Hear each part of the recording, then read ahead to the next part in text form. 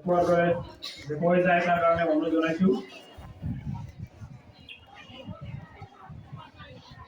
পিছফালে কথাবিলাক শুনিছেনে? কথা নকবা, অকণমান সময় আমি সোনকালে ৰিচেট কৰিম। মই আজি সংকল্প লওঁ যে মোৰ দৈনন্দিন জীৱনত যিবোৰ কামে পৰিৱেশৰ অনুকূলে আৰু পৰিৱেশৰ হিতৈষী হিচাপে পৰিচিত হয় সেইবোৰ কাম যৎপৰোনাস্তি কৰিবলৈ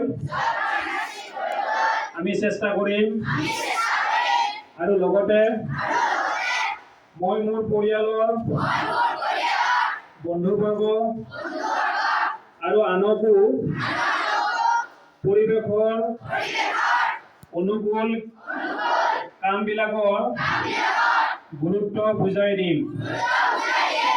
হ'ব, ধন্যবাদ। এইখিনিয়ে আছিল আজি আমাৰ